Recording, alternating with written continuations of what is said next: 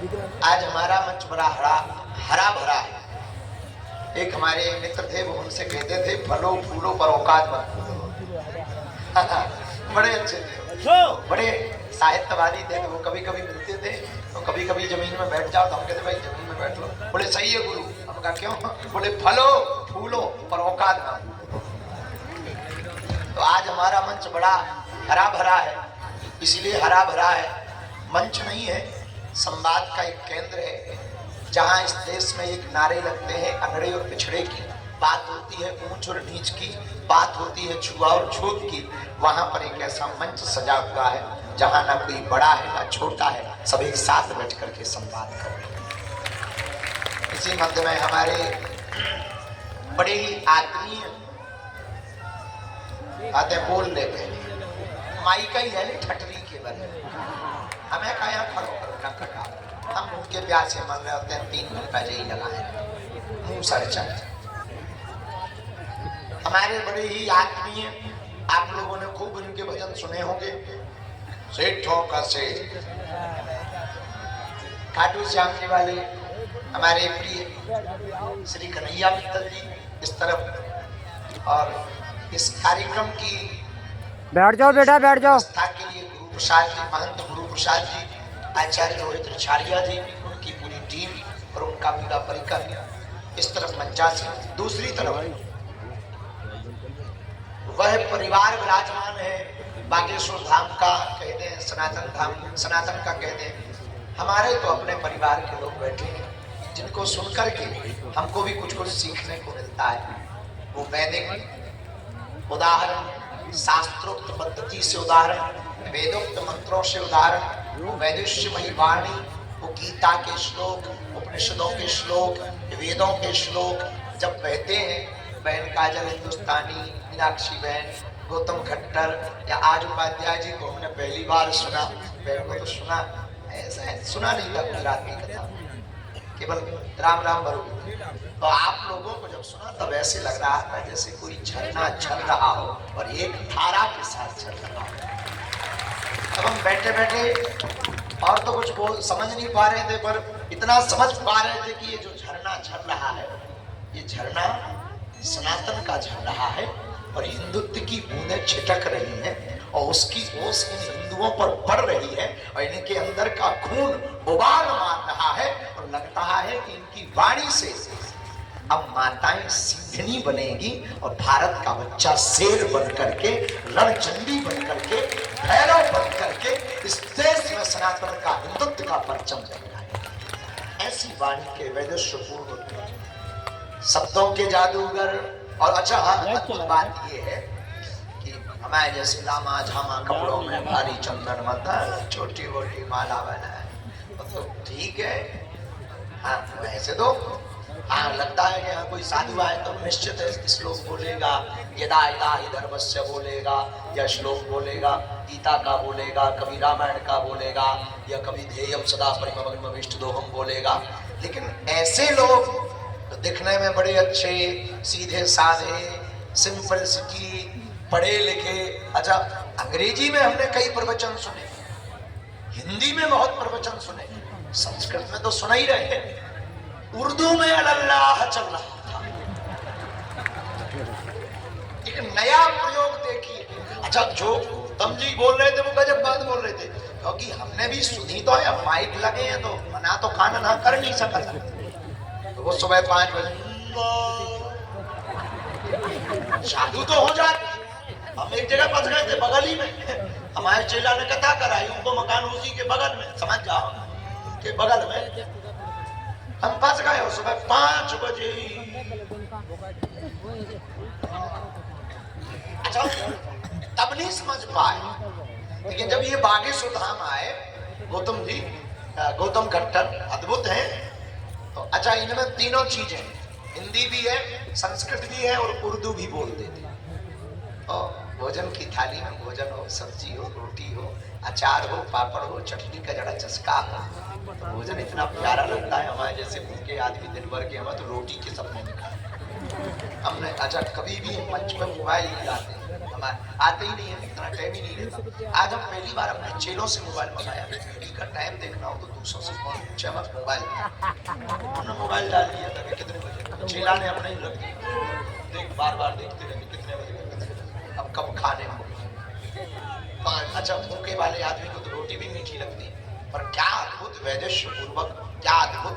अब हम इन सब ने बोल दिया है, हमें बोलने की जरूरत ही नहीं पड़ी। लेकिन तब तक मोबाइल जो है उसमें एक नई चीज फ्री को हम सुनाना चाहते हैं। सुनाना क्या चाहते हैं? एक हमारे किसी चेले ने लिखा,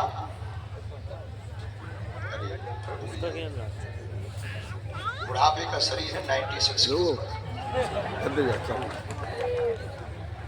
हाँ, किसी ने पूछा, किसी ने प्रश्न किया, उसी ने उत्तर लिखा, हमने तो नहीं लिखा। ये पक्का है, हमारा उत्तर मत मानना कि तुम हमारे नाम से पोस्ट हो। किसी ने कहा कि बागेश्वर बाबा रोज उठता है, पैदल चलता है, कहां जाता है? तो किसी ने उत्तर लिखा, बागेश्वर बाबा रोज उठता है, पैदल चलता है, हिंदुओं को जगाता है। वो इसलिए ऐसा कर रहा कि आने वाली नई पीढ़ी ये ना पूछे कि जब देश बर्बाद हो रहा था तब तुम कहां छक्का मार रहे थे। जय श्री राम। हमें बात अच्छी लगी तो हमने कहा ये पता नहीं क्यों है, कोई लॉयर का एक वकील है, उन्होंने ही हमको भेजा, उनसे उनकी ही पत्नी ने ये पूछा कि तुम्हारा बाबा आजकल रोज उठता है, पैदल जाता है, कहां जाता है? लॉयर तो लॉयर होते हैं, अब आपको हमने देख ही लिया करीब से, तो उसने अपनी पत्नी को ही उत्तर लिखा। जय श्री राम। जय श्री राम। दोनों मानते, बहुत अद्भुत है, अच्छे। हाँ, तो क्या बता रहे थे? आज अद्भुत हुआ, दिन भर की थकान मिट गई इन सबको सुन करके। कल सुबह 7 बजे फिर चलना है, यहीं से चलना है। कल की जो यात्रा है वो 17 किलोमीटर की ही है, परसों की 15 किलोमीटर की है। इसके बाद हम सब मंजिल पे पहुंच जाएंगे। पर मंजिल 9 दिन की नहीं, भारत को और हिंदुओं को अभी मंजिल नहीं मिली। हिंदुओं को मंजिल तब मिलेगी जब 100 करोड़ हिंदू देश में 1 करोड़ कट्टर हिंदू बनकर के सड़कों पर खड़े हो जाएंगे। जय श्री राम। हिंदुओं को मंजिल तब प्राप्त होगी जब नारी नारायणी बन जाएगी। हिंदुओं को मंजिल तब प्राप्त होगी कि मंदिर में बनी हुई जितनी मस्जिदें हैं वहां फिर से मंदिर बन जाएंगे। जय जय श्री राम। मंजिल तब प्राप्त होगी जब गीता और रामायण की बातें हर वर्ग का, हर व्यक्ति, छोटे बच्चे से लेकर के वृद्ध बोलने लगेगा। हिंदुओं को मंजिल तब मिलेगी जब कोई राम पर उंगली उठाए और उसकी उंगली उसी के मुंह में वापस कर दी जाए, तब हिंदुओं को मंजिल मिलेगी। हिंदुओं को मंजिल तब मिलेगी जब तिलक के ऊपर लांछन ना लगे और संतों को पाखंडी ना कहा जाए, गुरुकुलम की ओर लौट करके फिर से देखा जाए, मंदिरों को फिर से सजाया जाए और वही पुरानी जगह रामायण को गाया जाए और लोगों को सुनाया जाए। और हिंदुओं को मंजिल तब मिलेगी जब नारी को भोग्या नहीं पूज्या माना जाए। हिंदुओं को मंजिल तब मिलेगी कि कहीं से भी बहन बेटी गुजर जाए तो धर्म विरोधी लव जिहाद वाले टेढ़ी निगाह से ना देखें। हिंदुओं को मंजिल तब मिलेगी जब हिंदू रह करके हिंदुस्तान में हिंदू राष्ट्र का झंडा फहरा देंगे। जय श्री राम। लेकिन हिंदुओं को मंजिल तब मिलेगी जब यहाँ ना ए भाई ना छोटा हो। मंदिरों में ये तो लिखा जाता कि जूते चप्पल उतार कर बाहर अंदर आइए, कभी ये लिखा जाए कि जात पात छोड़ करके अंदर आइए। कभी ये लिखा जाए कि तुम छोटे नहीं हो। हिंदुओं को मंजिल तब मिलेगी जब हमारे बुंदेलखंड में शादियां होती हैं। हम जहाँ बुंदेलखंड, ये पूरा 17 जिलों का बुंदेलखंड क्षेत्र है। दलितों की बेटियों के जब विवाह, इस देश में दलित कोई है नहीं, पर सरकार और अपनी रोटी सेकने वाले लोगों ने दलित बना दिए हैं। तो वो न्यूज वाले हेडलाइंस लिखते हैं कि दलित की शादी में दूल्हे को घोड़े से उतारा, तो मन खिन्न हो जाता है। हिंदुओं को मंजिल तब मिलेगी कि गांव का कोई अगड़ा, सवर्ण का अगड़ा हिंदू, जागा हुआ हिंदू आए और दलित की बेटी का विवाह हो, उसको घोड़े पर बैठा के कहे कि तू सांड से निकल बारात को, देखते हैं कौन तुझे रोकता है। जय श्री राम। हिंदुओं को मंजिल तब मिलेगी जब न जात हो, न पात हो, ऊंच हो ना नीच हो, छुआ हो ना छूत हो, लोगों में दीनहीनों में सबरी नजर आवे और प्रबुद्ध लोगों में राम नजर आवे। तब हमें लगता है इस देश में हिंदुओं को मंजिल मिलेगी। तो अभी तो संकल्प प्रारंभ है, आरंभ ये प्रचंड है, अभी तो रण बाकी है। गंगरबा महाराज जी जब बोल रहे थे तब कह रहे थे कि एक ही यात्रा यहाँ भी आनी चाहिए। हम चारे बुंदेलखंड भर में ही क्यों, अब तो बांग्लादेश जाने को भी तैयार, अब जा नहीं सकते इतना हम जानते हैं, अभी तो नहीं जा सकते हैं, अभी तो पहले भारत में ही कर ले कुछ। भारत के कोने कोने के जितने पिछड़े पिछड़े जगह प्रदेश हैं, बिहार के लोग भी बहुत आए हुए हैं, वहां भी जाएंगे। झारखंड में भी बहुत हैं, वहां भी जाएंगे। जहां जहां रह गया है वहां वहां जाएंगे। हमारा उद्देश्य सिर्फ इतना है, इस देश से एक लाइन हट जाए, आपके मन मस्तिष्क से, नेताओं के दिमाग से हटे या ना हटे, क्योंकि हम राजनीति के आदमी नहीं, हमारे तुम्हारे दिमाग से ये लाइन हट जाए कि ना कोई बड़ा है ना कोई छोटा है, हम सब राम के हैं और राम हम सबके हैं। जय श्री राम। 9 दिन का विराम तो 2 दिन बाद हो जाएगा, जिंदगी का विराम भी एक दिन हो जाएगा। पर हमारे संत तुलसीदास भगवान कहते हैं, जब तू आया जगत में जग हंसा तू रोए, कुछ करनी ऐसी कर चले तू हंसे जब रोए।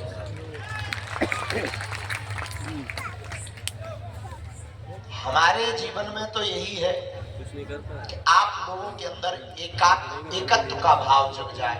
इसीलिए ये पद यात्रा है। आप लोग कठोर तप कर रहे हैं। आज हमको कोई पूछ रहा था कि आपको बहुत कष्ट हो रहा है, आप क्या कहना चाहते हो? हमने कहा हिंदुओं के कष्ट से हमारा कष्ट बहुत छोटा है, हमारा दुख तो बहुत छोटा है। 2-4 दिन में घाव ठीक हो जाएगा, दवा ले लेंगे, गोली ले लेंगे, ठीक हो जाएगा। पर हिंदुओं का दर्द ऐसा है कि वो दवा से ठीक नहीं होगा, वो तो पदयात्रा करके पिछड़े पिछड़े लोगों को गले लगाने से ही ठीक होगा। इसलिए हम सबको तो कहे हाथ हला रही माता,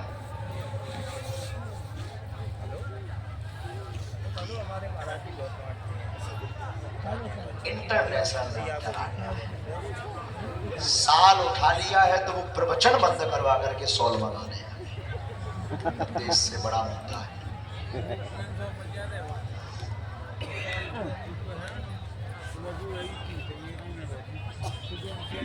500 मिल गए, मतलब साल के रुपया 500 पा गए। नहीं, जो 500 रुपया तुम सॉल के पा गए उसका क्या? ये साल ले लो माता,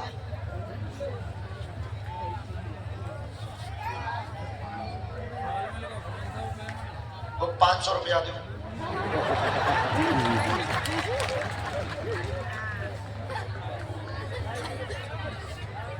तुम बिजनेस करो तो हम काहे ना करें?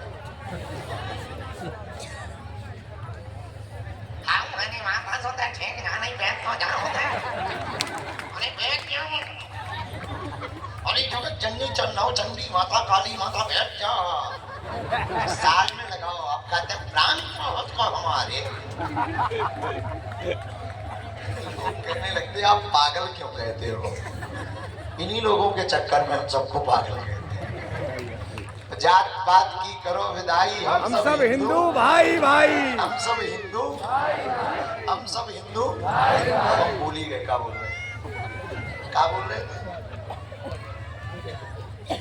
हाँ, हिंदुओं के दुख से हमारा दुख कम है, बाकी ठीक है। जो बोलना था आप सबने बोल दिया। मुस्कुराओ, हंसो, थोड़ा कष्ट सहना पड़ेगा, जैसा कि आपने कहा था, थोड़ा कष्ट सहना पड़ेगा, थोड़ा दुख सहना पड़ेगा। अपने लिए ना सही, अपनी आने वाली पीढ़ी के लिए इतना कष्ट तो बनता है। ये आप अपने लिए ना भी मानो तो आने वाली आप अपनी पीढ़ी को सुरक्षित अगर करना चाहते हैं सनातन संस्कृति से, सनातन को बचाने के लिए इतना कष्ट दो बनता है, सहना पड़ेगा। और उसी आसपास के लोग कौन कौन हम समझ गए थे। जब तुम पहले चिल्ला रहे थे तो भाई साहब समझ गए तुम यहीं कहीं के हो, इसलिए गुंडागर्दी कर रहे। जय श्री राम। हाँ, सीताराम। सीताराम गुरुदेव। कुक्सी, घुराट, तेजपुरा, उर्दौरा, लटोरा, मटोरा, लोटोरा, लटोरा, लटोरा, चलो लटोरा, उर्दौरा, कुक्सी, घुराट, उर्दौरा। अच्छा, आपको अब आगे चलना है वहां तक। अच्छा, बचोकरा वाले भी हैं? बचोकरा नहीं, आप तो हो टीम है। मुरई के आए हैं, ओरछा तक चलना है। पूरा राजेश्वरम परिवार आया है। ओरछा तक कौन कौन चलने वाला? जय हो। भंडारे की व्यवस्था किस तरफ? भाई तुम लोग जब से हम देख रहे हैं तुम दोनों पेड़ पे चढ़े नक्कटा ठटरी के लिए सारे चंद उधर जब से प्रवचन प्रारंभ हुआ था हनुमान जी जैसी आसन गद्दी लगा।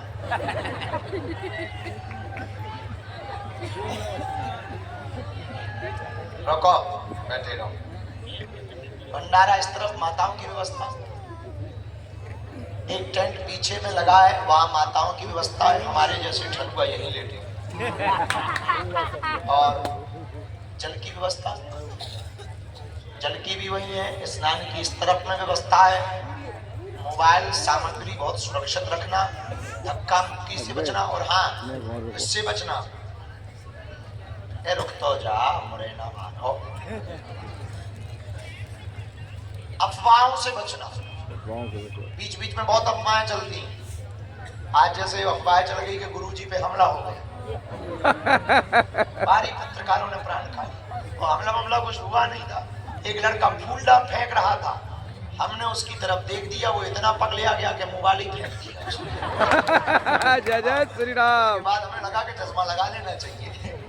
वो पहले फूल फेंक रहा था, बाबा कीजिए बाबा कीजिए। उन्होंने कहा और चले इतना ही मैं किया तो ऐसे लिए था, दूसरे में मोबाइल बना रहा था, उसने दोनों हाथ गजब। वो फूल चढ़ाने वाले बहुत देखे, 10,000 का मोबाइल चढ़ाने वाला पहली बार चिल्ला मेरा। और लग गया उसकी न्यूज बन गई, बागेश्वर बाबा पे हमला। न्यूज इतनी बड़ी बन गई कि चैनल वाले सिक्योरिटी के फोन आए, पुलिस प्रशासन के फोन आए, बैठ जाओ। सिक्योरिटी के, पुलिस प्रशासन के। ऐसी अफवाहों से बचो। ये छोटी मोटी चीजें होती रहती हैं, पर इससे बचना है। कुछ भी ऐसा नहीं हुआ। दूसरी अफवाह उड़ी थी ये कि मुसलमानों ने टीपू सुल्तान की और उसकी फोटो लेकर के बागेश्वर बाबा की यात्रा को रोक दिया। औरंगजेब की यात्रा को लेकर के दिखाकर रोक दिया। इतने 10 फोटो बारे, फोटो तो ठीक है, फोटो बारे ही नहीं कुछ। हम लोग ऐसा नहीं करेंगे, पुलिस वाले ऐसा करेंगे। आप लोग इसको धमकी मत समझ लेना। पुलिस प्रशासन है, यूपी पुलिस साधारण तो यहाँ गोलियों से ज्यादा गोलियां चलती हैं। और यूपी पुलिस वैसे ही प्रसिद्ध है, आपको पता ही है, गाड़ी पलट जाती है कभी। जय जय श्री राम। उसमें तो हम इसलिए आप लोग गलत मत लेना। ये पुलिस प्रशासन की दम पे हम बोल रहे हैं कि हमें कुछ नहीं करना। हम तो इनको सौंप देंगे कि इनको भैया स्कॉर्पियो में ले जाओ। स्कॉर्पियो बेचारी हल्की गाड़ी, वो कभी भी पलट जाती है, वो खेल हो जाता है। यूपी पुलिस तो यूपी पुलिस, एमपी भी कम नहीं। हमारे मध्य प्रदेश की कल से हमें मिल जाए, एमपी की नहीं मिलेंगे तो कल से। आप लोग कल तक हो ना, बीच में हो फिर चले जाओगे, बीच में थोड़ा यूपी है फिर एमपी है। आज तो कल से तो हम तुम्हारे ही संरक्षण में हैं। और कल सुबह से हमें एमपी फिर मिल जाएगा। एमपी भी गजब की है, हमारे छतरपुर में पथराव किया पुलिस वालों पे, हमारी एमपी पुलिस इतनी गजब की है, बुलडोजर नहीं क्रेन मशीन जाई सी। मकान टोरे सो तो ठीक है, गाड़ियां रखी थी भाई टोर, गाड़ियां टोरी सो तो ठीक है, लुगाई के लिए बुलेट लाया था वही टोर, वो टोरी सो तो ठीक है, राष्ट्रद्रोह का देशद्रोह का केस लगाया वो अलग से। अभी भी 40-50 तो छतरपुर लौट ही के नहीं आए, एमपी भी कम नहीं। इसका मतलब ये नहीं है कि हम पुलिस की धमकी दे रहे। तो किसी ने अफवाह उड़ाई कि बाबा की यात्रा में टीपू और औरंगजेब की फोटो काले झंडे दिखाए। हम लोग किसी राजनीति यात्रा करें तो काले झंडे दिखाएं? सब श्रद्धालु है, जो यात्रा है सीधी सी यात्रा है, हनुमान जी का राजा राम से मिलन हो रहा है।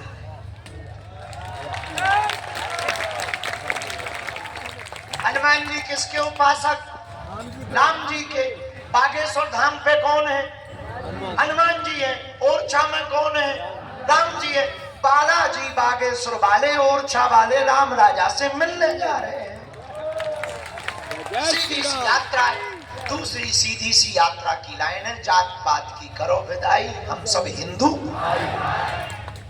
अगर इस देश में हिंदुओं के अलावा कोई रहता तो वो अपने पूर्वजों का सर्वे करवा दे, सर्वे करवा दे। 4-5-6 बात रामलाल श्यामलाल मिल ही जाए। तो हम सब हिंदू भाई भाई, मतलब तुम भी हमारे भाई। पर हाँ, भाई भी। एक गरबा में एक सज्जन हमसे पत्रकार बोले, आप लोग बहुत विचित्र हो, कोई भी चीज पे बोल देते हो, देश में बवाल हो जाता है। आप एक साधु हो और आपकी बात को लोग बहुत गंभीरता से लेते हैं और आप थोड़ा सोच समझ के बोला करो। आप बोल देते हो कि ऐसी ऐसी बात है, तो बहुत बात विचित्र हो जाती है। आप थोड़ा गंभीर होकर बोला करो, थोड़े ऐसे शब्दों का चयन करो ठीक लगे। उनका कैसे? बोले आपने बोल दिया है गरबा में कुछ गड़बड़। कहा हमने कुछ गड़बड़ नहीं बोला, हमने ये बोला कि एक भाई साहब आए, बोले हम गरबा में आएंगे। उनका क्यों आओगे? भाईचारा चलेगा। उनका भाईचारा हमारे क्यों, बहनचारा भी चलाएगा। तो बुरा मान गए, लौट के नहीं आए। तो कई लोगों को लगता है कि हम बेवाली बातें बोल देते हैं, भड़काऊ। सच ये है, हम रियल बोल देते हैं। उन लोगों को दिन से दिक्कत होती है, जैसे कुत्तों को भीड़ से दिक्कत है, उल्लुओं को दिन से दिक्कत है। जैसे जैसे किसी को जुकाम हुआ हो उसे धूल से दिक्कत होती है, जैसे किसी को जुकाम हुआ हो उसे धूल से दिक्कत होती है। चोर को पुलिस से दिक्कत होती है, चोर को पुलिस से दिक्कत है। उसी प्रकार हमारी बातों से उनको दिक्कत है जो देश को बांटना चाहे, जो देश में दंगे चाहे। हम इस देश में किसी भी मजहब के खिलाफ नहीं है।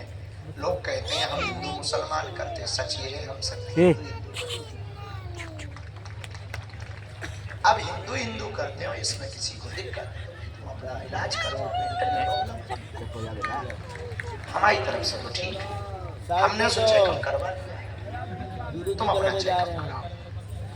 तीसरी बात, यात्रा आध्यात्मिक है, आप सब संकल्पित हैं।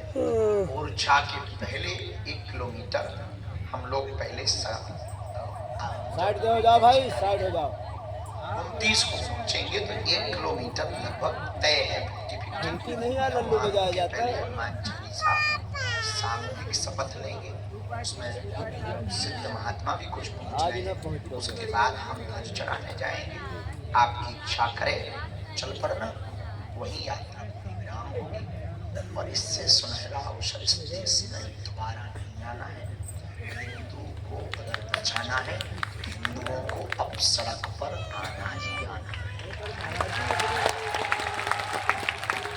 बाकी हमसे ज्यादा उदाहरण देने में तो ये माहिर नहीं है, सब जगह के उदाहरण देते। और वकील साहब भी, उपाध्याय जी ने भी क्या गजब के उदाहरण दे दिए। बाकी हम बाकी आप लोग समझदार भी बहुत हो, हमें इतना पता है। हमें ये भी पता है कि तुम लोगों को हम इतना बताएंगे, तुम इतना बताओ। मसाला हमें ये भी पता है कि तुम्हें कितना भी जगा ले तुम बाद में यही कहोगे। हमें ये भी पता है कि तुम्हें फिर सो जाना है। अब रातों तो बात सो। हम ये यात्रा की बात हम पैसा सोना नहीं कह रहे, हम पैसा सोना कह रहे।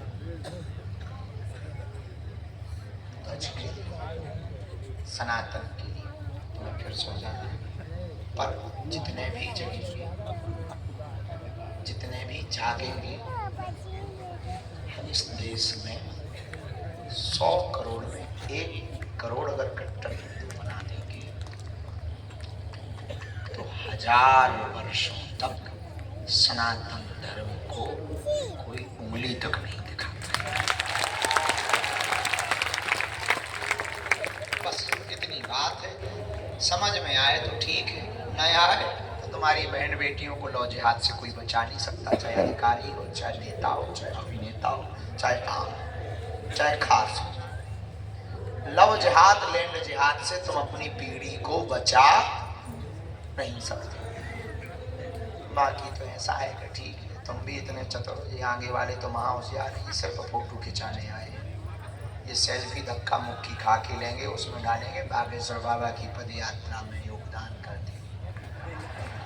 भाई साहब ने एक झंडा नहीं उठाया होगा और 1 किलोमीटर भी पैदल नहीं चलेंगे, फिर भी ये इतना लिखेंगे पद यात्रा में हम सम्मिलित रहे।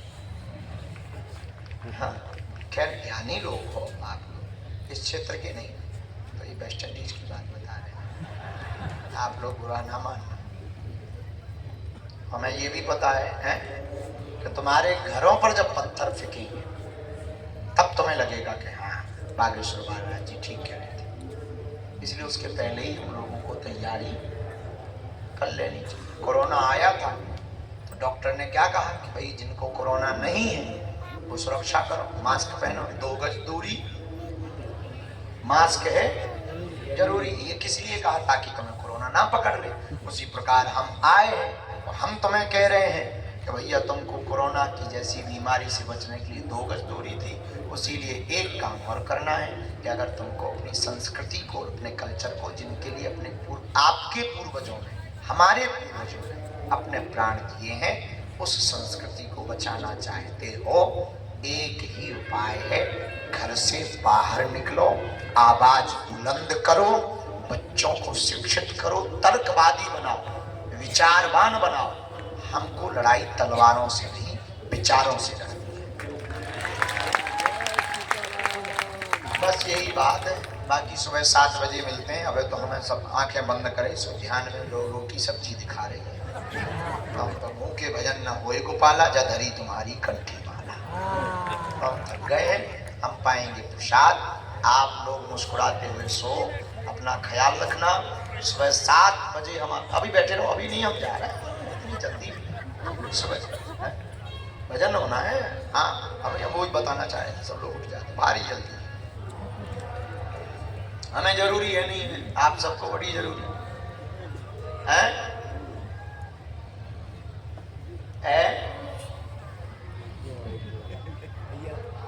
57 देशों की नींद उड़ चुकी। कैसे? हमने हम अपने मोहल्ले वाले की नींद नहीं बहुत उड़ा पाए। आप 57 देश चिल्ला रहे हैं।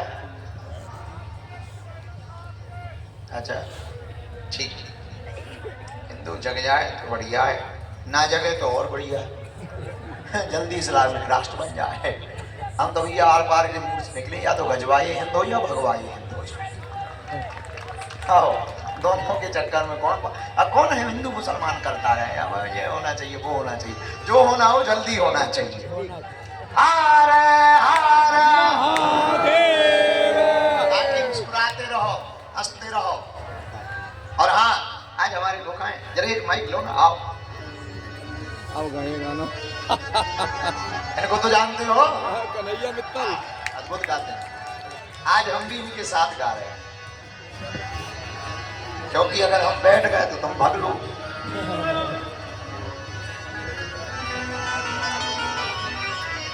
जय सिया राम। गुरु जी का प्रेम है। गुरु गोविंद दोनों खड़े काके लागू पाए, बलिहारी गुरु आप जन गोविंद देव बिराजे। ज्यादा समय नहीं लेंगे क्योंकि गुरु जी भी भूखे और हम भी भूखे, ना भगवान ने खाया ना भगत ने खाया। जब तक सांसें चलेगी हिंदू जगाता रहूंगा। बहुत सुंदर। मैं चाहता हूं कि अयोध्या में भी 28 लाख दिए जल रहे हैं। आप सबके पास मोबाइल है, आपकी मोबाइलों की भी लाइटें ऑन होनी चाहिए। गुरुदेव को पता लगे कि आप कितने गुरुदेव के साथ हैं। सबके मोबाइलों की लाइटें जले इस बार।